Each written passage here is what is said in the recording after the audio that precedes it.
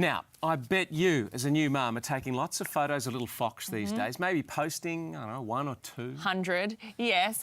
Parents like me are using social media platforms like Instagram and Facebook to proudly share their kids' achievements, but sometimes it's hard to resist filming, you know, a toddler temper tantrum and posting that on social media too.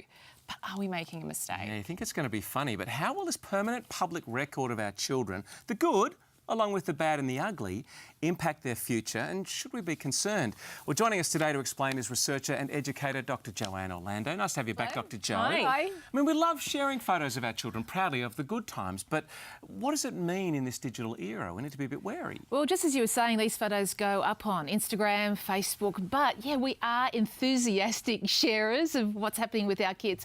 So the latest stats show that by the time a child is 5, they'll have around 1,000 photos of them posted up online.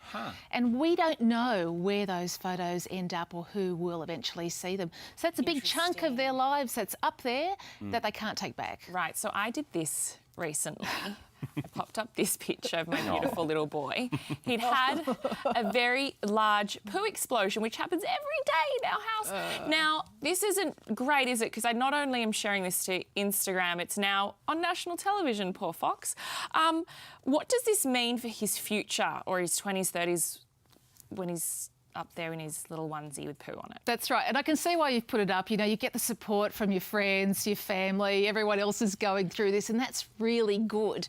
But if you look at the long-term view, and that's what we need to think of, how will he feel about this photo when he's 18, 25, 45? It's still going to be up online, still going to be hanging around the internet. You don't know where the photo has ended up. So we need to think, not only is it going to be good for you to put the photo up, but you need to think of it from your child's perspective and that embarrassment come back to bite you kind of fact. So what should we be thinking about when we're posting? Okay, so I call it the embarrassment test. So there's 3 C's to that. So it's the content of the photo, the comments that you add, and the coverage. So how many photos?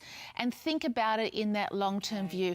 Could it be taken out of context, out of your sense of humour, out of your own network? Great info. Important recap for us all. Here we go. So if you're thinking about posting on social media, ask yourself, would your child want others to own this image of them? Really important point first up. Check the privacy status of your social media setups as well. That's a good one. And do a search on Google with your child's name with inverted commas around. That'll show up kind of their footprint for now. That's right. Maybe cut and delete as best you can. That's right. Thanks, Dr. Jo. Nice to see you with us again. Thank you. Thanks.